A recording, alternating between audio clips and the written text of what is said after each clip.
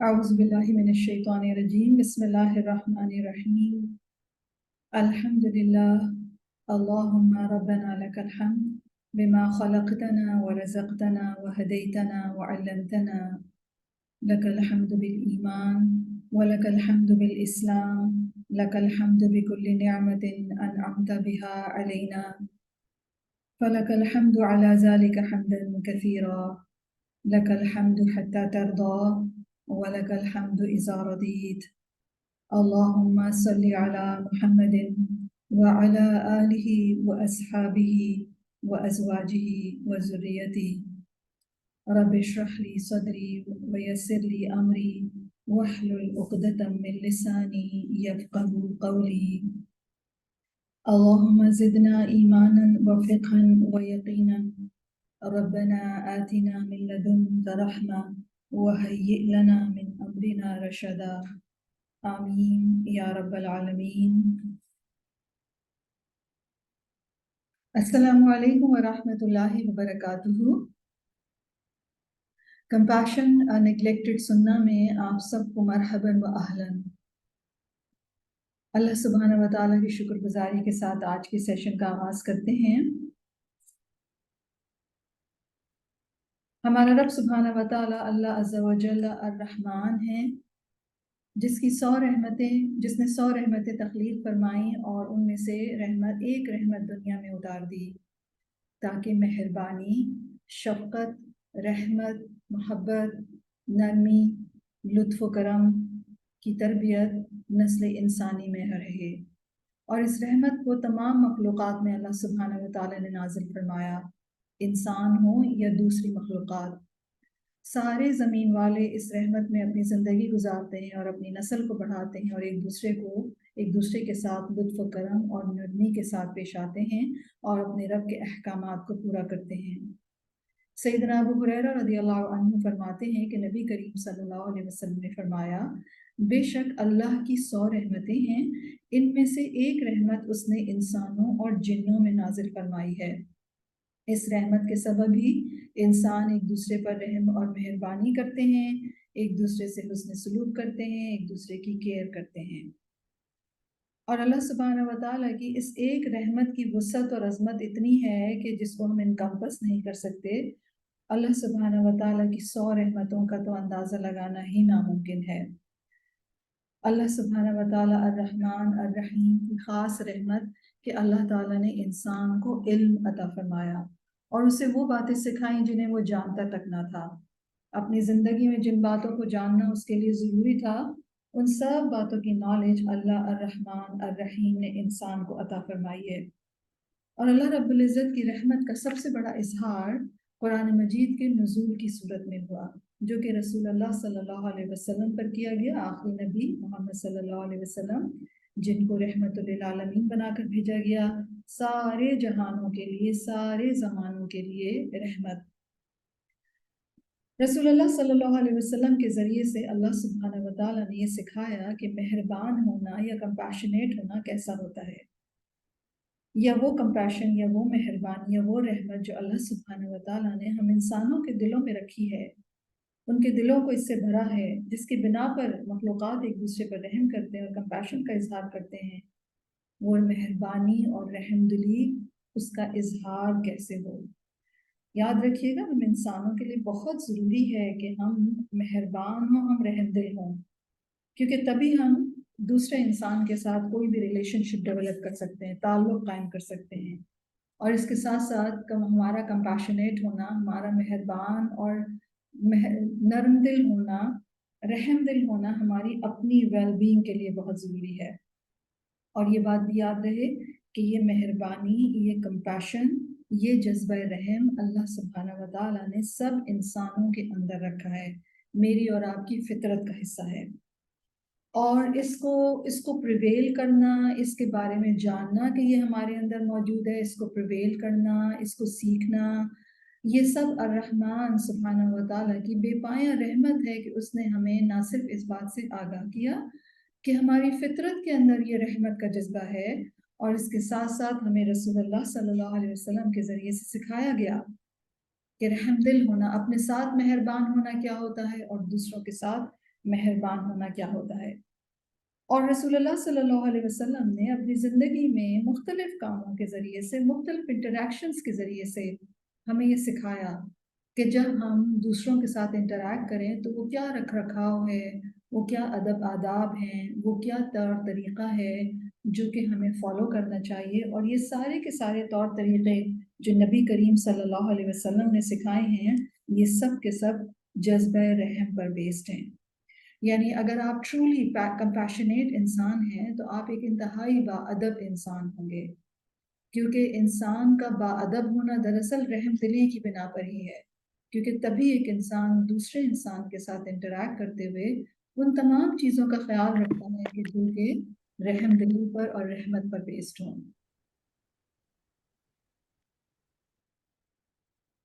تو بیسیکلی یہاں پر کمپیشن کی کلاس میں ہم سب اکٹھے ہوئے ہیں، اور اس کے اندر ہم امام بخاری کی کمپائلڈ کتاب صحیح بخاری کو اسٹڈی کر رہے ہیں، اور صحیح بخاری کا چیپٹر خاص طور پر کتاب الادب۔ اور کتاب الادب کا تعلق رحمت سے یہی ہے جو کہ ابھی میں نے آپ سے ڈسکس کیا ہے کہ کوئی بھی انسان رحم دل جب ہوتا ہے تو اس کے رویے نرم ہو جاتے ہیں، وہ سویلائزڈ ہو جاتا ہے، وہ باادب ہو جاتا ہے۔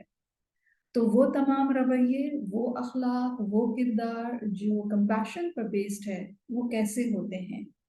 تو انہی اخلاق اور انہی رویوں اور انہی کرداروں کو جاننے کے لیے ہم سب یہاں پر کتاب الادب کو اسٹڈی کر رہے ہیں صحیح بخاری کی، تاکہ نبی کریم صلی اللہ علیہ وسلم جو تمام انسانوں کے لیے بہت شفقت اور رحمت والے تھے، انہوں نے جو ہمیں رحمت اور شفقت سکھائی ہے ہم اس کو سیکھیں اور اس پر عمل کریں، اور اپنے اندر کے جذبہ رحمت کو پریویل کریں اور اسے اوپر لائیں۔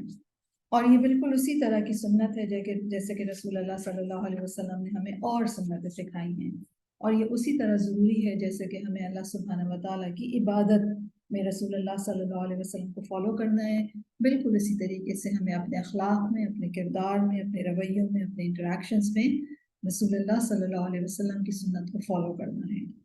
اور نبی کریم صلی اللہ علیہ وسلم کی سنت کو فالو کرنے کے ساتھ ساتھ اس کا فائدہ ہم دنیا میں اپنی ذات کے حوالے سے بھی اٹھائیں گے انشاءاللہ تعالیٰ، اور آخرت میں اللہ سبحانہ و تعالیٰ سے اجر کی امید بھی ہے۔ تو اسی نیت اور اسی ارادے کے ساتھ ہم یہ جذبہ رحمت سیکھ رہے ہیں، اور آئی ہوپ کہ ہم سب اینڈ اسی پہ کرتے ہیں کہ ہمیں اب کیا کیا کام کرنا ہے۔ آئی ہوپ کہ آپ سب ان تمام باتوں پر جو ہم اس کلاس میں سیکھتے ہیں آپ عمل بھی کر رہے ہوں گے انشاءاللہ تعالیٰ، اور ان باتوں کو جو آپ کے لیے انسپریشن کا ذریعہ بنتی ہیں آپ اس کو اسپریڈ بھی کر رہے ہوں گے انشاءاللہ تعالیٰ۔ تو ہم کتاب الادب کے جس چیپٹر تک پہنچ گئے ہیں وہ ہے باب ما یجوز من الغضب والشدۃ لامر اللہ، یعنی جب کوئی غصہ ہو تو پھر اللہ کی خاطر غصہ کرنا جائز ہے اور سختی کرنا جائز ہے۔ کیا چیز جائز ہے جب انسان کو غصہ آئے تو کتنی بات کر سکتا ہے وہ، یا کس کس چیز کا جواز ہمیں ملتا ہے، اور اس حوالے سے ہم نے 6110 تک آیات حدیثیں 6110 تک حدیثیں ہم نے پڑھ لی تھیں، یعنی اس ٹاپک کی 2 حدیثیں ہم پڑھ چکے ہیں، اور انشاءاللہ تعالیٰ آج اس ٹاپک کے حوالے سے 3rd جو حدیث ہے وہ ہم آج شروع کریں گے۔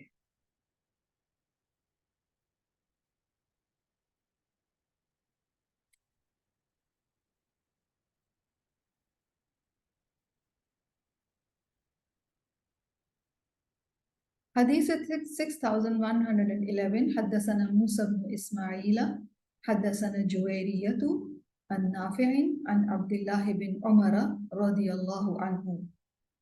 اس چین میں اس جو حدیث امام بخاری بیان کر رہے ہیں وہ کہتے ہیں وہ اپنے ٹیچر موسیٰ بن اسماعیل سے بیان کرتے ہیں، اور پھر اس میں صحابی رسول ہیں عبداللہ بن عمر۔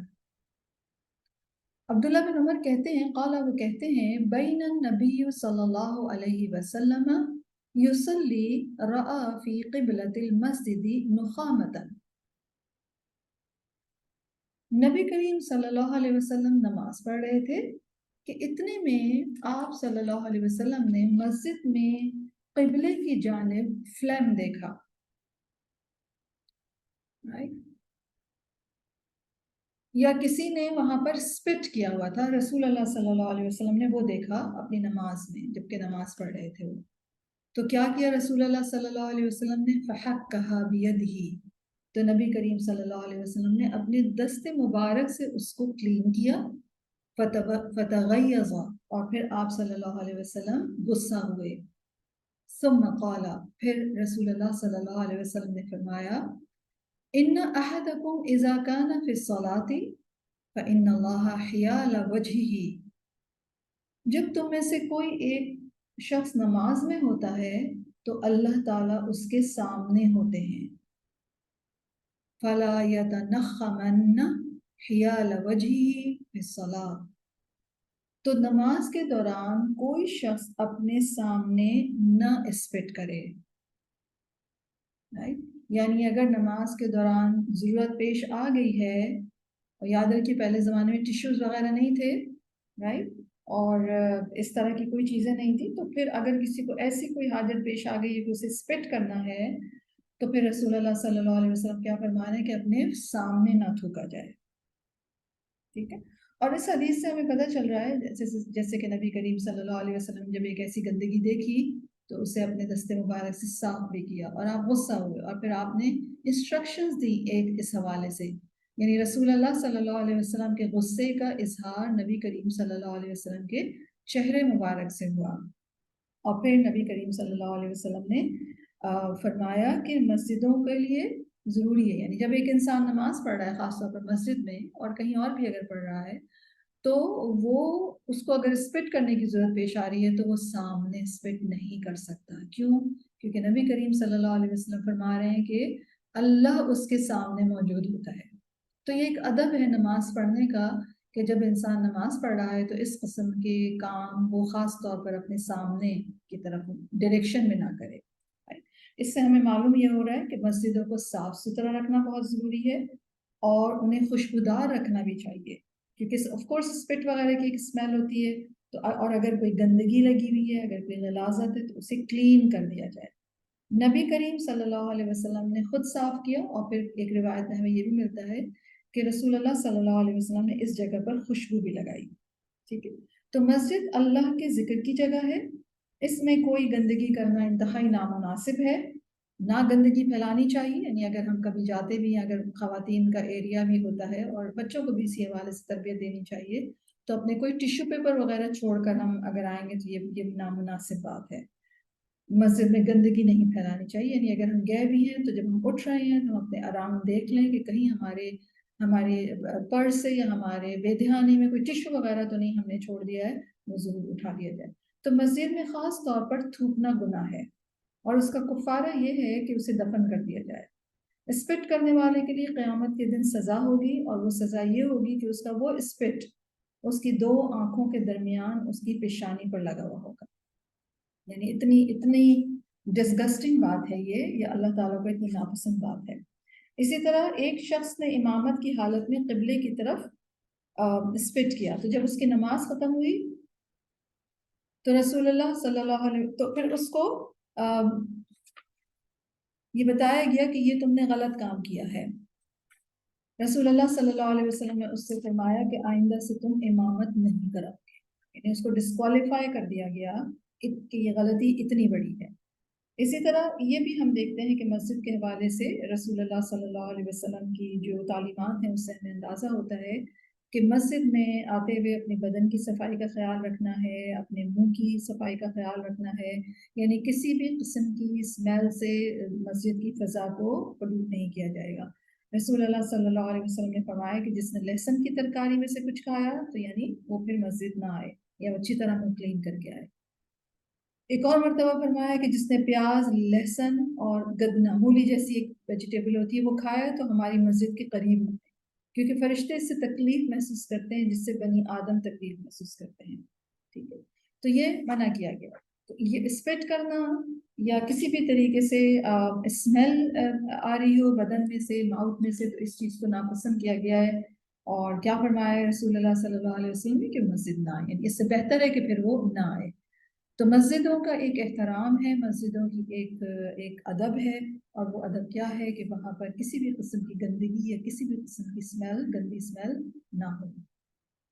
اگلی حدیث ہے 6112، اور یاد رکھیے گا یہ ٹائٹل ہے کہ غصہ کا جواز یا غصہ کرنا جائز ہے۔ تو نبی کریم صلی اللہ علیہ وسلم نے مسجد میں ایک گندی چیز دیکھی تو اس کے اوپر نبی کریم صلی اللہ علیہ وسلم کے چہرے مبارک پر غصے کے ایکسپریشنز آئے، ٹھیک ہے۔ اگلی حدیث ہے حدثنا محمد حدثنا اسماعیل بن جعفر اخبرنا ربیعۃ بن ابی عبد الرحمن عن یزید مولی المنبعث عن زید بن خالد الجہنی۔ امام بخاری اپنے ٹیچر محمد سے رپورٹ کرتے ہیں، اور اس میں جو صحابی رسول ہیں وہ ہیں حضرت زید بن خالد الجہنی۔ زید بن خالد نریٹ کرتے ہیں کہ ان رجلا سأل رسول اللہ صلی اللہ علیہ وسلم عن اللقطہ، کہ ایک شخص نے گمشدہ چیز کے متعلق سوال کیا۔ لقطہ کہتے ہیں جو لاسٹ اور فاؤنڈ والی چیزیں نہیں ہوتی، جو چیزیں رہ جاتی ہیں، گم جاتی ہیں، ان کے بارے میں سوال کیا ایک شخص نے، اور یہ رپورٹ کر رہے ہیں زید بن خالد۔ فقال، تو نبی کریم صلی اللہ علیہ وسلم نے فرمایا عرفها سنتاً ثم عرف بکاءها وعفاصها ثم استنفق بها فإن جاء ربها فأدها إليه۔ نبی کریم صلی اللہ علیہ وسلم نے فرمایا عرفها سنتاً، ایک سال تک اس کا اعلان کرو، یعنی اگر آپ کوئی چیز پائیں لاسٹ اینڈ فاؤنڈ کی تو پھر کیا کیا جائے، اس کے متعلق جب سوال ہوا تو اس میں پہلا کام کیا کیا جائے کہ اس کے متعلق اعلان کیا جائے کہ اس طرح ایک چیز ملی ہے۔ ثم عرف بکاءها، پھر اس کے سربندھن و عفاصها، اور اس کے توشہ دان کی پہچان رکھو۔ ثم استنفق بها، اور پھر اگر ایک سال تک یعنی کوئی نہ آئے تو پھر یعنی اس کی پہچان رکھو اور اسے استعمال کر لو۔ فإن جاء ربها، پھر اگر اس کا مالک آ جائے، یعنی ایک سال تک اعلان کرنے پر تو نہیں آیا، آپ نے استعمال کر لیا، پھر آ جائے اس کا مالک، فأدها إليه، تو پھر اس کو لوٹا دو، اسے اس کی چیز واپس کر دو، رائٹ۔ تو یہ ہے وہ چیزیں جو انسان کہیں پہ پائے کسی کی، تو اس کے معاملے میں اسے کیا رویہ اختیار کرنا چاہیے کہ وہ ایک سال تک اعلان کرتا رہے، ایک سال اگر گزر جائے کوئی کلیم نہ کرے تو پھر اس کی پہچان وہ یاد رکھ لے کہ یہ کیسا تھا، اور پھر اس کو استعمال کر لے، رائٹ۔ اور پھر اگر کوئی آ جائے اور اب نشانی بتائے تو پھر آپ کو پہچان یاد ہونی چاہیے، تو پھر اس کو اس کی چیز لوٹا دی جائے۔ پھر کیا ہوا؟ قالا، اس شخص نے عرض کیا جس نے یہ سوال پوچھا تھا، یا رسول اللہ، اے اللہ کے رسول، فضالۃ الغنم، بھولی بھٹکی بکری کے بارے میں آپ کیا کہتے ہیں، اس کا کیا حکم ہے؟ یعنی اگر کوئی بکری بھٹکی ہوئی ملے، اس کے مالک کا پتہ نہ چل رہا ہو، وہ اپنے ریوڑ سے بچھڑ گئی ہو، تو اس معاملے میں کیا کیا جائے اگر ہم وہ پائیں؟ قالا، نبی کریم صلی اللہ علیہ وسلم نے فرمایا خذها فإنما هي لك أو لأخيك أو للذئب۔ نبی کریم صلی اللہ علیہ وسلم نے فرمایا اسے پکڑ لو، وہ تمہارے لیے ہے یا تمہارے بھائی کے لیے ہے یا پھر بھیڑیے کے لیے ہوگی۔ یعنی بکری جو ہے وہ یا تو کوئی بھیڑیا کھا جائے گا، یا تم لے لو، تم کھا لو، اس کو لے لو، یا سلاٹر کرنی ہے کر لو، یا اپنے پاس رکھو، یا پھر اپنے بھائی کو دے دو، یا تمہارے بھائی کی ہے۔ قالا، اس شخص نے پھر پوچھا یا رسول اللہ، اے اللہ کے رسول، فضالۃ الابل، گمشدہ اونٹ کے بارے میں آپ کا کیا حکم ہے؟ یعنی اگر کوئی گمشدہ اونٹ کوئی پائے اس بارے میں کیا کرے؟ قالا، زید بن خالد کہتے ہیں فغضب رسول اللہ صلی اللہ علیہ وسلم، اس شخص کے اس سوال پر نبی کریم صلی اللہ علیہ وسلم غصہ ہو گئے۔ حتی احمرت وجنتاہ او احمر وجہہ، نبی کریم صلی اللہ علیہ وسلم کے غصہ ناراض ہوئے، اتنے ناراض ہوئے کہ نبی کریم صلی اللہ علیہ وسلم کے جو رخسار مبارک ہیں وہ ریڈ ہو گئے، یا آپ صلی اللہ علیہ وسلم کا چہرہ مبارک ریڈ ہو گیا۔ ثم قال، پھر نبی کریم صلی اللہ علیہ وسلم نے فرمایا मा लका वलहा, तुम्हें उस ऊंट से क्या गर्ज है। माहा हिजाउहा व सिकाउहा, उसके साथ उसकी जूती है और उसके साथ उसका पानी का मशकीज़ा भी है। हत्ता यल्काहा रब्बुहा, यहाँ तक कि वो अपने मालिक को पालेगा या उसका मालिक उसको पालेगा। जितनी देर उसको नहीं पाएगा, उसका पानी और उसके शूज उसके साथ हैं। तो बेसिकली नबी करीम सल्लल्लाहु अलैहि वसल्लम सवालात के जवाबात दे रहे थे। जब तक सवालात दुरुस्त थे, जब तक नबी करीम सल्लल्लाहु अलैहि वसल्लम उनको जवाबात देते रहे, लेकिन जब सवाल गलत आया तो फिर नबी करीम सल्लल्लाहु अलैहि वसल्लम ने गुस्से का इजहार किया। तो यहाँ इमाम बुखारी ये हदीस ला रही हैं जिसमें बेजा सवाल पर नबी करीम सल्लल्लाहु अलैहि वसल्लम ने नाराजगी का इजहार किया।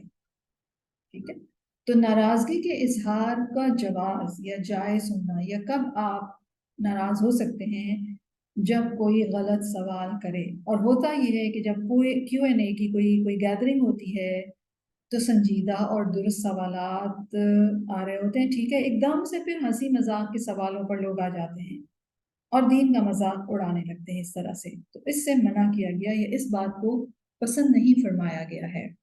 राइट। तो गिरी पड़ी चीज के मुतालिक भी सवाल दुरुस्त था, बकरी के मुतालिक भी सवाल दुरुस्त था, ऊंट के मुतालिक सवाल करने की कोई जरूरत नहीं थी। क्यों? क्योंकि ना तो कोई चोर उसे पकड़ सकता है, I mean it's a big animal, right. ना तो कोई चोर उसे पकड़ सकता है, ना कोई भेड़िया उसे खा सकता है। तो ऊंट में वो रिस्क नहीं है जो एक बकरी को रिस्क है। बकरी एक मामूली सी अकल रखने वाला इंसान भी जो कॉमन सेंस रखता है, वो ये जान सकता है कि बकरी जो है वो तो उसको कोई भी जानवर ले जा सकता है, लेकिन ऊंट को अगर कोई कोई जानवर नहीं ले जा सकता तो इस बारे में सवाल करने की जरूरत ही नहीं थी। तो याद रखिए, जो हर बात के लिए सवाल करना जरूरी नहीं होता है। कुछ बातें पहले दर्जे पर खुद से ही समझी जाती हैं और जो कॉमन सेंस से रिलेटेड होती हैं तो वो बातें तो आप खुद ही समझ लेते हैं, उसमें सवाल की जरूरत नहीं होती है। और यहाँ पर हमें एक बात ये भी मालूम हो रही है कि कोई टीचर या कोई हुक्मरान वो अपने छोटों पर बवक्त जरूरत नाराज हो सकता है। ठीक है, लेकिन वो नाराजगी ऐसी नहीं होनी चाहिए कि गलती से भी बढ़ जाए। यानी नबी करीम सल्लल्लाहु अलैहि वसल्लम के चेहरे मुबारक से गुस्सा नजर आया। नबी करीम सल्लल्लाहु अलैहि वसल्लम ने उसको डांटा कि तुम्हें ऊंट से क्या बात, यानी तुम्हारा ये सवाल जो है वो इरेलीवेंट है, ये कॉमन सेंस के अगेंस्ट है। ठीक है, तो आमतौर पर लोगों की अंदर ये एक टेंडेंसी होती है कि वो दुरुस्त सवालात करते करते इस किस्म के सवालात भी पूछने शुरू कर देते हैं जिनका ताल्लुक कॉमन सेंस से है। तो कॉमन सेंस वाले सवालात या ऐसे सवालात जो कि बिल्कुल ही इररेलेवेंट हैं, वो पूछने पर नबी करीम सल्लल्लाहु अलैहि वसल्लम ने गुस्से का इजहार किया।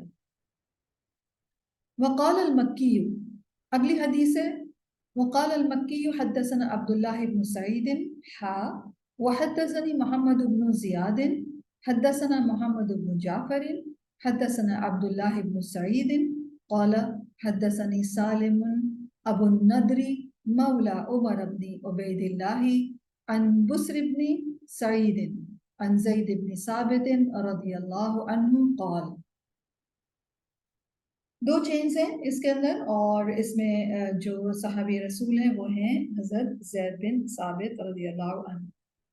हजरत ज़ैद बिन साबित रज़ियल्लाहु अन्हु कहते हैं कि इहतजरा रसूलुल्लाह सल्लल्लाहु अलैहि वसल्लम हुजैरिन बिखसफतिन औ हसीरन। रसूलुल्लाह सल्लल्लाहु अलैहि वसल्लम ने खजूर की शाखों या बोरिए से एक छोटा सा हुजरा बनाया, एक छोटा सा रूम बनाया। और फिर क्या हुआ? फ़खरज रसूलुल्लाह सल्लल्लाहु अलैहि वसल्लम, फिर नबी करीम सल्लल्लाहु अलैहि वसल्लम वहाँ पर आए। युसल्ली इलैहा, और नबी करीम सल्लल्लाहु अलैहि वसल्लम वहाँ पर नमाज पढ़ने लगे। राइट। और तहज्जुद की नमाज के हवाले से आता है कि वहाँ पर आकर नबी करीम सल्लल्लाहु अलैहि वसल्लम तहज्जुद की नमाज पढ़ने लगे। तो क्या हुआ? फ़ततब्बअ इलैहि रिजालुन जाऊ युसल्लूना बिस्सलाति, تو چند لوگ وہاں آئے اور نبی کریم صلی اللہ علیہ وسلم کی اقتداء میں انہوں نے نماز پڑھنی شروع کر دی وہاں آ کر. ثم جاءوا لیلۃ فحضروا، پھر اگلی رات کو رسول اللہ صلی اللہ علیہ وسلم جب نماز پڑھنے لگے تو وہ آئے اور انہوں نے پھر نماز پڑھنی شروع کر دی.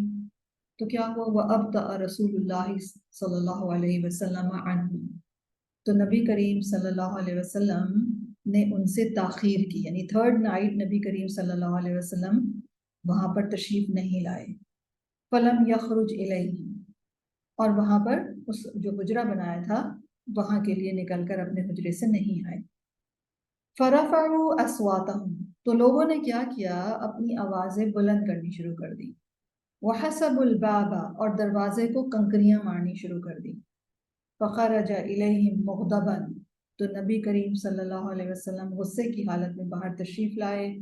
فقال لهم رسول اللہ صلی اللہ علیہ وسلم، اور نبی کریم صلی اللہ علیہ وسلم نے فرمایا ما زال بكم صنيعكم حتى ظننت انه سيكتب عليكم، کہ تمہارے اس انداز سے مجھے خدشہ پیدا ہو گیا تھا. کس انداز سے؟ کہ نبی کریم صلی اللہ علیہ وسلم نماز پڑھتے تھے اپنے تہجد کی اور لوگ آ کر ان کے پیچھے فالو کرنے لگتے تھے. تو اس بات سے مجھے یہ خدشہ ہوا انہ سیکتب علیکم، کہ یہ تم پر فرض ہو جائے گی. یعنی اگر روزانہ تم نفل نماز جماعت کے ساتھ پڑھنے لگو گے میرے ساتھ تو یہ تم پر فرض کر دی جائے گی. فعلیکم بالصلاۃ فی بیوتکم، تم پر لازم ہے کہ نفل نماز اپنے گھروں میں پڑھو. فإن خیر صلاۃ المرء فی بیتہ الا الصلاۃ المکتوبۃ، کیونکہ انسان کی فرض نماز کے علاوہ بہترین نماز وہ ہے جو وہ اپنے گھر میں پڑھتا ہے. ٹھیک ہے، تو صلاۃ المکتوبہ فرض نماز کی جگہ کہاں ہے؟ مسجد. اور نفل نماز کی جگہ کہاں ہے انسان کے لیے بہترین نماز اس کی؟ جب وہ گھر میں پڑھے گا. ٹھیک ہے، تو اگر کوئی فرض نماز گھر میں پڑھتا ہے تو وہ ثواب سے محروم ہو جاتا ہے. اسی طرح اگر نوافل مساجد میں پڑھ رہا ہے وہ نفل نماز، تو پھر گھر برکت سے خالی ہو جاتا ہے. تو اس بات کا خیال رکھنا چاہیے. صحابہ کرام نے یہاں پر جو کام کیا اس پر نبی کریم صلی اللہ علیہ وسلم کو غصہ آیا. کیا کام کیا تھا انہوں نے؟ آوازیں بلند کی اور دروازے پر کنکریاں بھی ماری. یعنی نبی کریم صلی اللہ علیہ وسلم کو یہ بتانے کے لیے کہ ہم آپ کا ویٹ کر رہے ہیں. آف کورس اس زمانے میں بیلز تو نہیں ہوتی تھیں، اور پھر دوسرے انہوں نے ادب سے بھی کام نہیں لیا.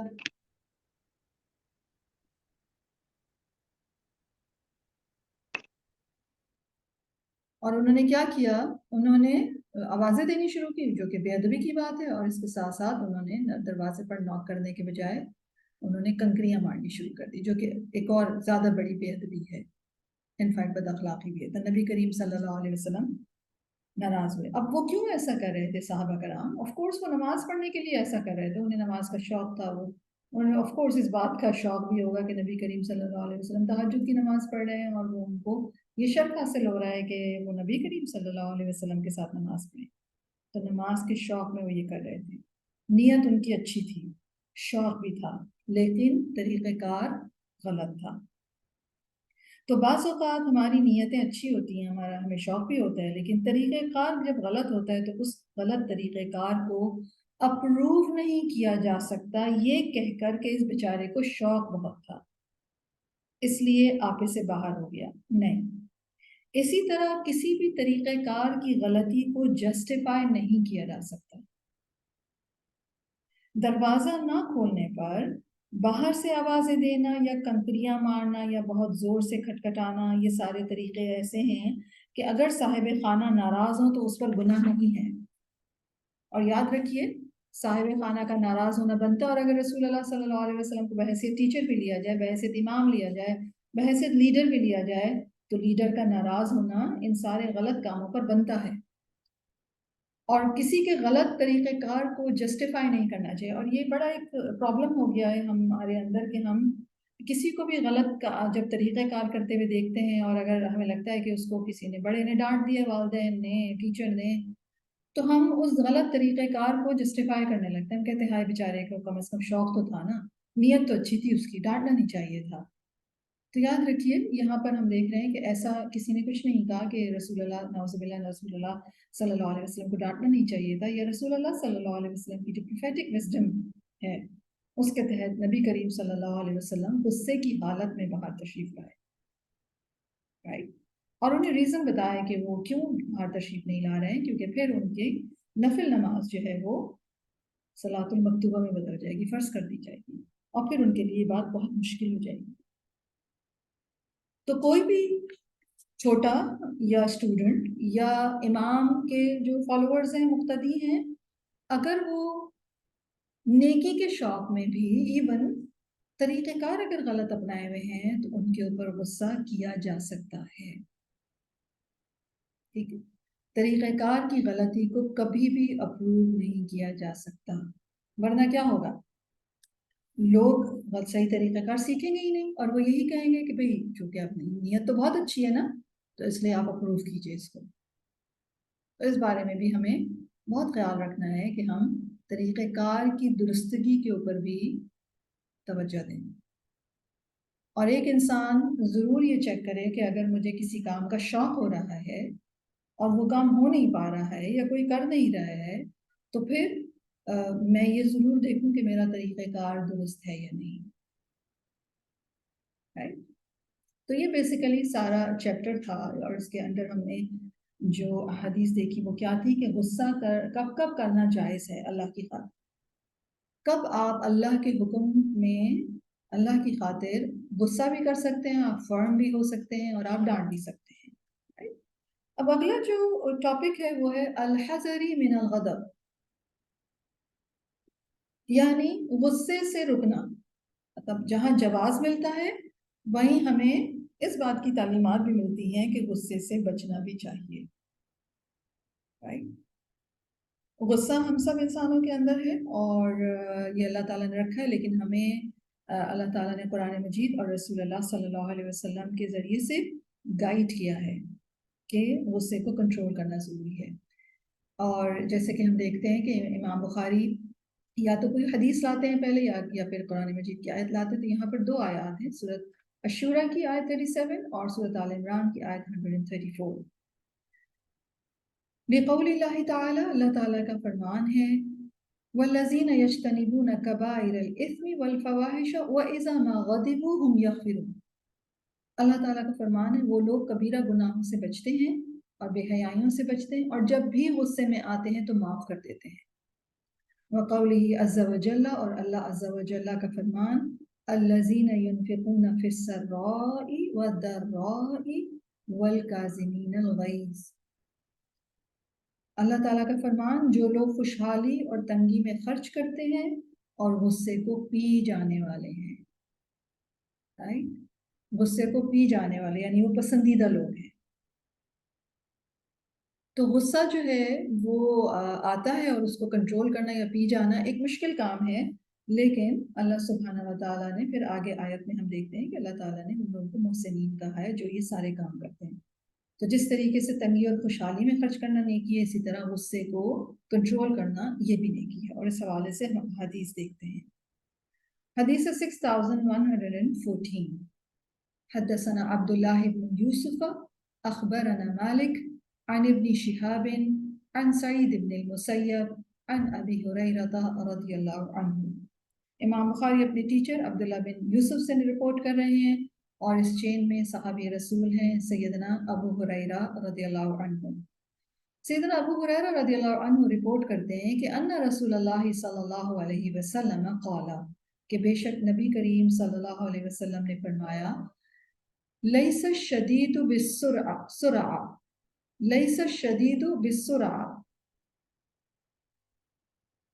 پہلوان وہ نہیں ہے یا اسٹرانگ وہ نہیں ہے جو دوسروں کو کے اوپر بہت زیادہ اوور کم کرنے والا ہو یا ناک ڈاؤن کرنے والا ہو ان کو۔ انما الشدید، بے شک اسٹرانگ وہ ہے الذی یملک نفسہ عند الغضب، اسٹرانگ تو وہ ہے، سب سے زیادہ اسٹرانگ وہ ہے جو اپنے نفس کے اوپر کنٹرول رکھے غصے کے وقت۔ تو غصے کے وقت اپنے نفس پر کنٹرول کرنا ایک مشکل کام ہے، لیکن جو غصے کے اوپر کنٹرول کر لیتا ہے، خود کو کنٹرول کر لیتا ہے، تو بیسیکلی وہ ایک بہت اسٹرانگ انسان ہے۔ تو غصہ انسان کے اندر ہے، لیکن غصے کے حوالے سے اس کو کنٹرول کرنے کا حکم دیا گیا، اور کنٹرول کرنے والا اسٹرانگیسٹ پرسن ہے، رائٹ؟ اور اس حوالے سے ہمیں ایک اور رپورٹ ملتی ہے، سیدنا انس رضی اللہ عنہ نریٹ کرتے ہیں کہ نبی کریم صلی اللہ علیہ وسلم ایسے لوگوں کے پاس سے گزرے جو پتھر اٹھا رہے تھے بڑے بڑے۔ آپ صلی اللہ علیہ وسلم نے فرمایا یہ لوگ کیا کر رہے ہیں؟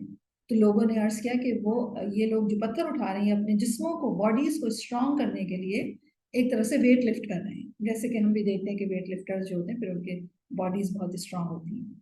تو نبی کریم صلی اللہ علیہ وسلم نے فرمایا کیا میں تمہیں ایسے شخص کے بارے میں نہ بتاؤں جو اس سے بھی زیادہ مضبوط اور اسٹرانگ ہے، اور وہ شخص ہے جو غصے کے وقت اپنے نفس پر قابو رکھتا ہے، رائٹ؟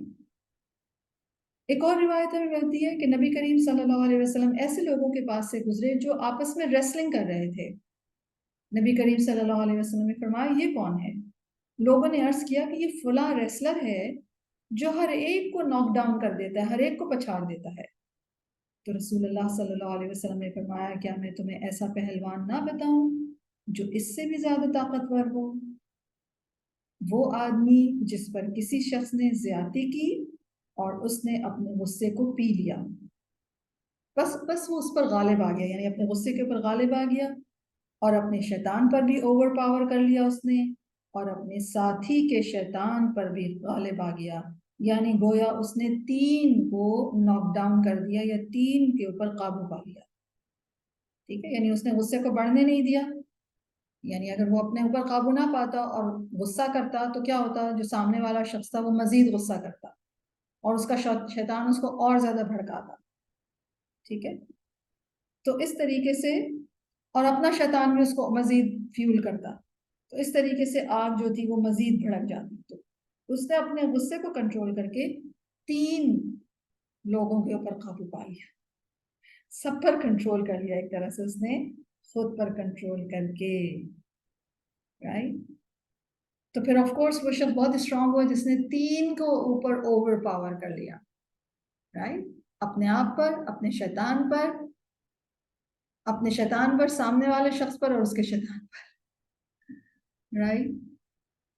تو this is something really wise thing to do, کہ غصے کو انسان اپنے کنٹرول کر کے رکھے، اور غصے کو کنٹرول کرنا بیسیکلی اپنے نفس سے جہاد کرنا ہے، اور نفس سے جہاد کرنا تمام جہادوں میں سب سے زیادہ مشکل کام ہے، رائٹ؟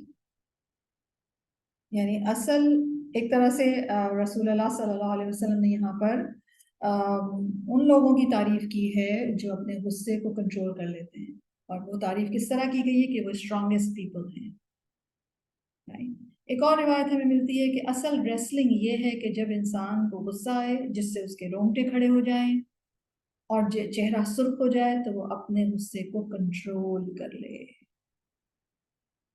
ٹھیک ہے؟ اب سوال یہ پیدا ہوتا ہے کہ غصے کو کنٹرول کرنے کے لیے کیا کیا پریکٹیکل ٹپس ہو سکتی ہیں؟ چلیں آپ سے پوچھتے ہیں، آپ لوگوں کو آتا ہوگا نا؟ یقیناً آتا ہوگا غصہ، سب کو آتا ہے، کوئی یہ کہہ ہی نہیں سکتا کہ مجھے تو کبھی زندگی میں غصہ ہی نہیں آیا، نہیں، سب کو آتا ہے، کم یا زیادہ، رائٹ؟ سوال یہ پیدا ہوتا ہے کہ آپ اس وقت کیا کرتے ہیں جب آپ کو غصہ آتا ہے؟ جی آپ میں سے شیئر کریں گے؟ آپ لوگ ہینڈ ریز کریں تو میں آپ کا مائک انمیوٹ کر دوں گی۔ کون غصے کے وقت یعنی لٹرلی کون کیا کرتا ہے؟ جی سائرہ۔ السلام علیکم ورحمۃ اللہ وبرکاتہ۔ تعوذ اللہ تعالیٰ یاد دلا دیتے ہیں، اللہ کا کرم الحمدللہ، اور دوسرا I try to involve myself in some physical activity, تو وہ مجھے چیز بھول جاتی ہے۔ گڈ، اور بتائیں کوئی شیئر کریں؟ جزاکم اللہ۔ کیا کرتے ہیں آپ جب آپ کو غصہ آتا ہے؟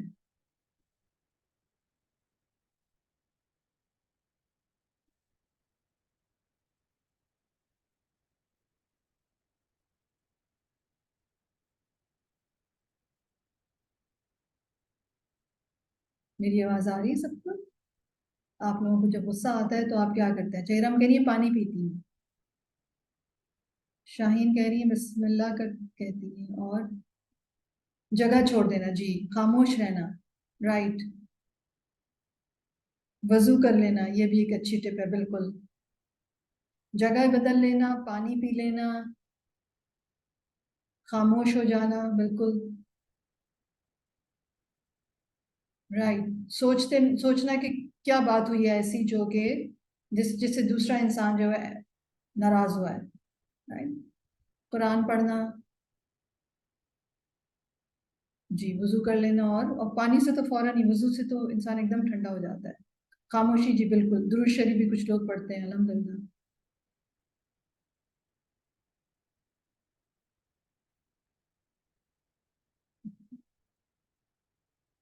جی گڈ، اگر کھڑے ہوں تو بیٹھ جائیں، یعنی اپنی پوزیشن تبدیل کر لیں، تو خاموش ہو جانا، جگہ چینج کر لینا، اور پانی پی لینا، وضو کر لینا، تعوذ پڑھ لینا، اعوذ باللہ پڑھ لینا، یا پھر اپنی جگہ تبدیل کرنا، جی بالکل، یہ ساری پریکٹیکل ٹپس ہیں جو کہ ہیلپ فل ہوتی ہیں، اور اس طریقے سے ہمیں اپنے اینگر کو مینج کرنا بہت ضروری ہے، کیونکہ غصہ جب آ جاتا ہے تو پھر بہت سارے شرور لے کر آتا ہے، جیسے کہ ابھی ہم دیکھیں گے، اوکے جی بالکل، تعوذ پڑھنا اور پھر خاموش رہنا، یعنی بہت دفعہ آپ کو دو ٹپس آپ کرتے ہیں، یا پھر تعوذ پڑھتے رہیے، اور تعوذ سے جو ہے وہ شیطان فوراً چلا جاتا ہے، تو تعوذ پڑھنا غصے کے وقت خاص طور پر جو ہے وہ شیطان جو غصے کو فیول کر رہا ہے یا مزید اس کو بھڑکا رہا ہے یا آپ کے ذہن میں ایسی تھاٹ ڈال رہا ہے، وہ فوراً ریٹریٹ کر جاتا ہے، رائٹ، الحمدللہ، جی یہ ساری ٹپس ہیں، اور اس میں ہم آپ کی یہ جو تعوذ کے حوالے سے ہے، اس کے حوالے سے اگلی حدیث ہے ہماری، جس کے اندر ہمیں باقاعدہ رسول اللہ صلی اللہ علیہ وسلم کی ٹیچنگز ملتی ہیں کہ غصے کے وقت جو ہے وہ تعوذ پڑھنا ضروری ہے۔ حدیث 6115، حدثنا عثمان بن ابی شیبة حدثنا جریر عن الاعمش عن عدی بن ثابت حدثنا سلیمان بن سرد قال استب رجلان عند النبی صلی اللہ علیہ وسلم ونحن عنده جلوس،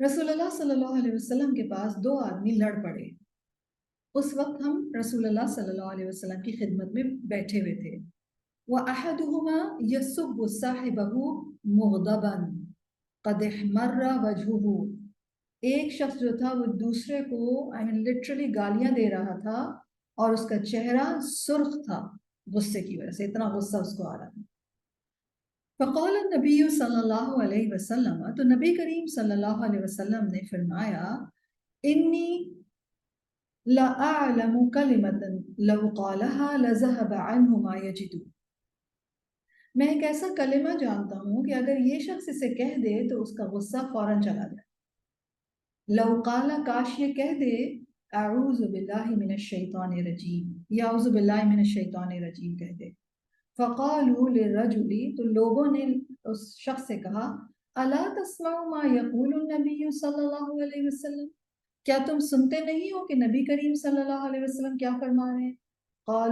قال، اس شخص نے کہا، انی لست بمجنون، میں دیوانہ نہیں ہوں، یعنی کیا مطلب؟ اس نے کہا میں دیوانہ نہیں ہوں کہ نہ سنوں، میں اس پر عمل کر رہا ہوں، یعنی رسول اللہ صلی اللہ علیہ وسلم نے میرے غصے کا علاج اگر تجویز کیا ہے تو مجھے اس کو پڑھنے میں کوئی چیز حائل نہیں ہے، میں پڑھ رہا ہوں، میں نے سن لیا ہے، میں پاگل نہیں ہوں کہ عمل نہ کروں، right؟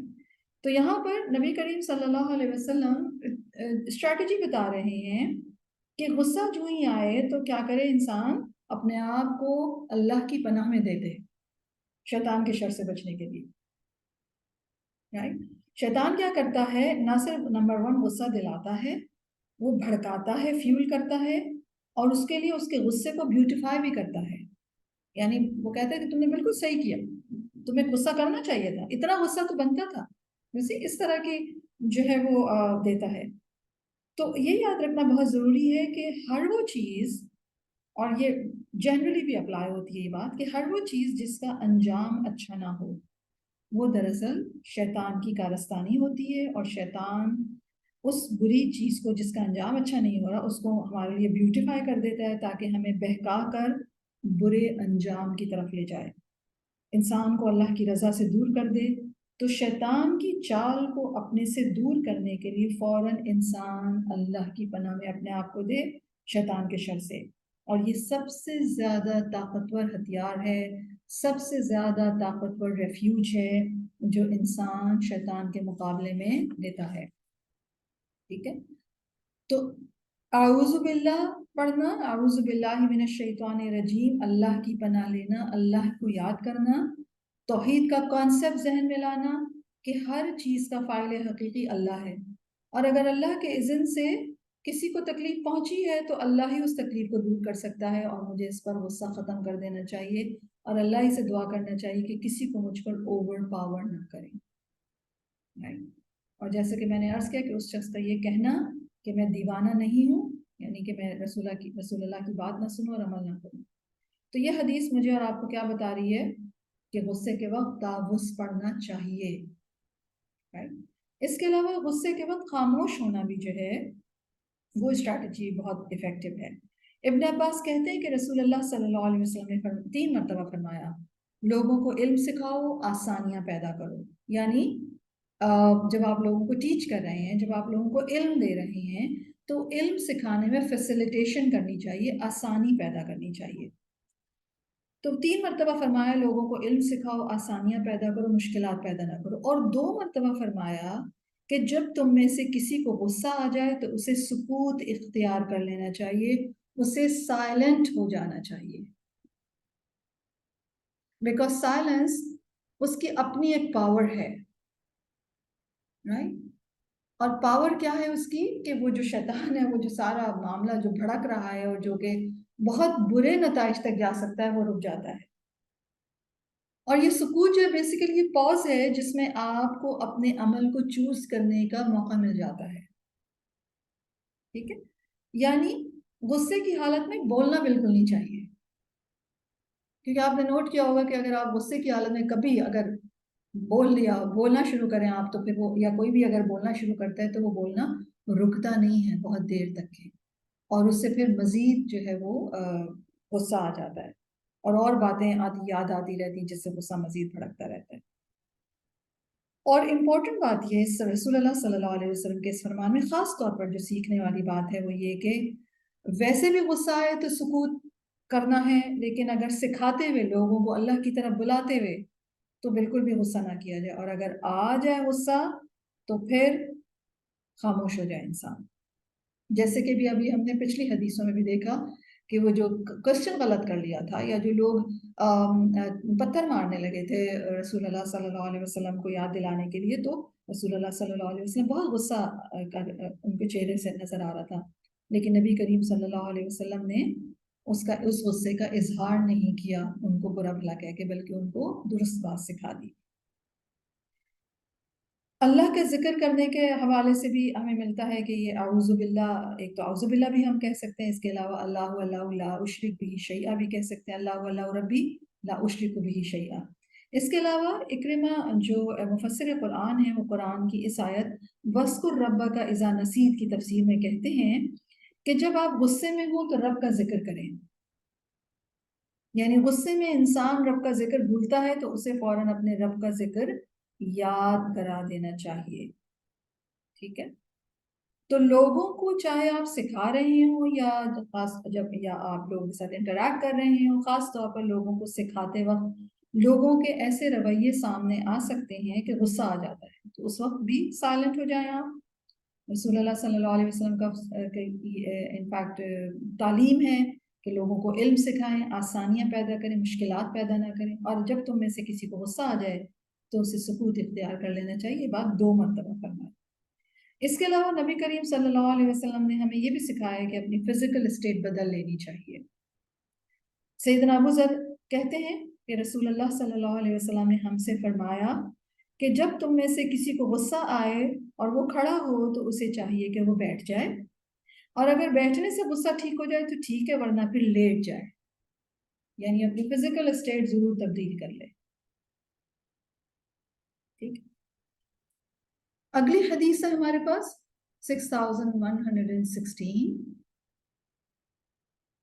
حدثنا يحيى بن يوسف اخبرنا ابو بكر هو ابن عياش عن ابی حسین عن ابی صالح عن ابی ہریرہ رضی اللہ عنہ.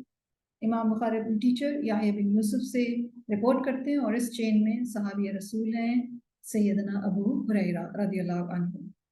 سیدنا ابو ہریرہ رضی اللہ عنہ عرض کرتے ہیں، نریٹ کرتے ہیں کہ ان رجلا قال للنبی صلی اللہ علیہ وسلم، کہ ایک شخص نے نبی کریم صلی اللہ علیہ وسلم سے عرض کیا، اوصنی، مجھے وصیت فرمائیے، مجھے کوئی وصیت فرمائیے. قال، نبی کریم صلی اللہ علیہ وسلم نے فرمایا، لا تغضب، غصہ نہ کیا کرو.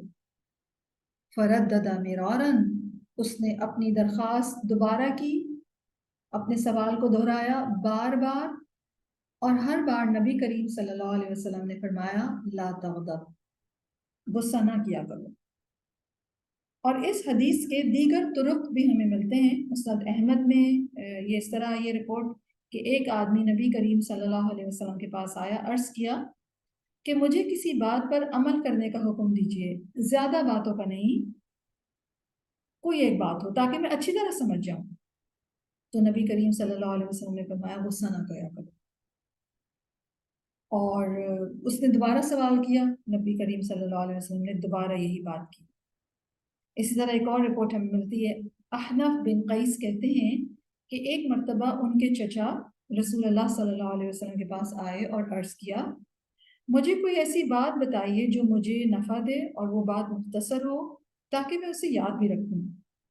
نبی کریم صلی اللہ علیہ وسلم نے فرمایا غصہ نہ کیا کرو. اس نے کئی مرتبہ اپنی درخواست دہرائی اور نبی کریم صلی اللہ علیہ وسلم نے ہر مرتبہ یہی جواب دیا، غصہ نہ کیا کرو. اور اس سے ہمیں یہ اندازہ ہوتا ہے کہ نبی کریم صلی اللہ علیہ وسلم کی پروفیٹک وزڈم، لوگوں کی تربیت، وہ یا لوگوں کے بارے میں رسول اللہ صلی اللہ علیہ وسلم شناسی رکھتے تھے، ان کو پہچانتے تھے کہ کس کے اندر کیا کمزوری یا خامی ہے، اور لوگوں کو اس کے اکارڈنگ ہی جواب دیا کرتے تھے. جس کو جس چیز کی تربیت کی ضرورت ہوا کرتی تھی، نبی کریم صلی اللہ علیہ وسلم اسے وہی ایڈوائز کیا کرتے. تو نوٹ کیجئے گا کہ صرف 2 لفظوں میں نصیحت کر دی، لا تغضب، بس اس سے زیادہ نہیں کیا. اور اس شخص نے دوبارہ سوال بھی کیا تو یہ پاسبلٹی تھی، ہم جیسا اگر کوئی ہوتا تو ہم مزید اس کی ایکسپلینیشن شروع کر دیتے، لیکن نبی کریم صلی اللہ علیہ وسلم یہی فرماتے رہے، لا تغضب، لا تغضب، لا تغضب.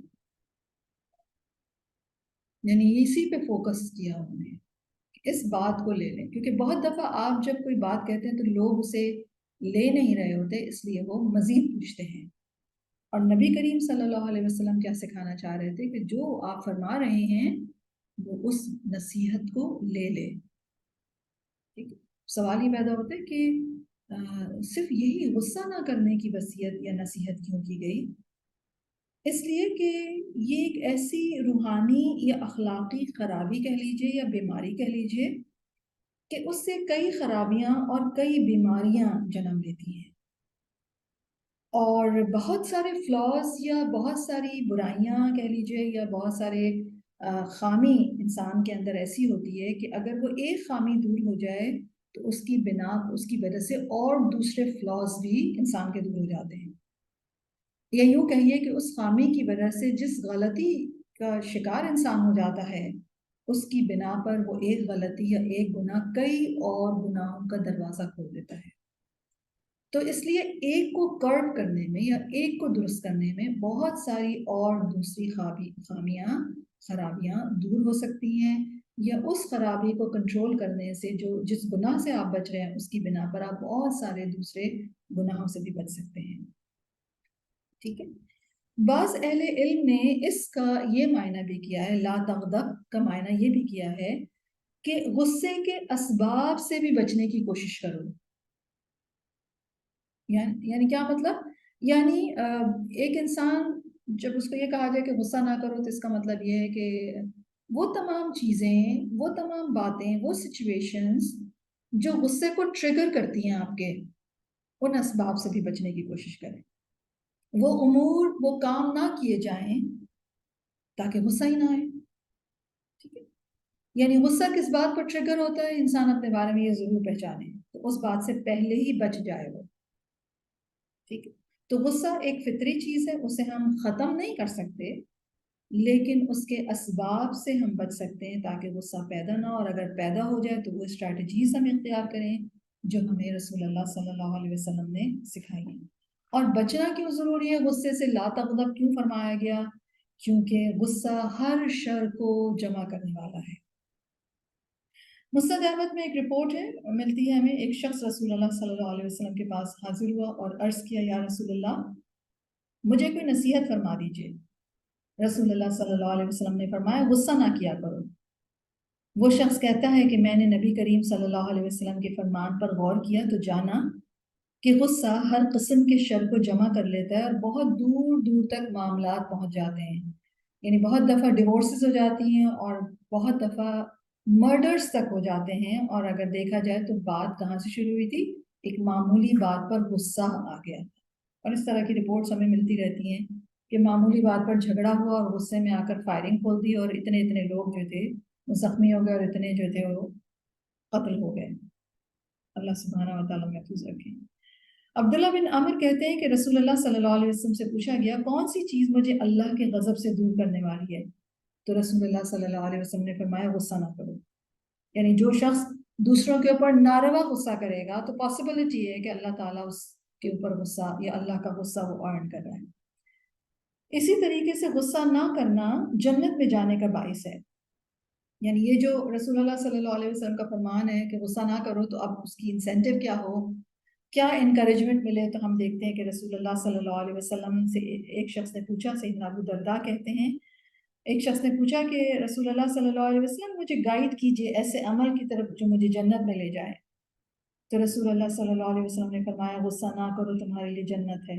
سبحان اللہ. اسی طرح غصے سے بچنے سے اللہ کی رضامندی ملتی ہے. نبی کریم صلی اللہ علیہ وسلم فرماتے ہیں, اللہ کے نزدیک غصے کے اس گھونٹ سے زیادہ افضل گھونٹ کسی بندے نے کبھی نہ پیا ہوگا جو اللہ تعالیٰ کا چہرہ چاہنے کے لیے پیتا ہے. یعنی ایک انسان غصے کا ریزن تھا, غصہ اس کو آ گیا, لیکن صرف اس نے اللہ کی رضا کی خاطر کہ میں غصہ کنٹرول یہاں پہ کر لوں لارجر بینیفٹس کے لیے, اور مجھے اس کے بدلے میں اللہ کا چہرہ چاہیے.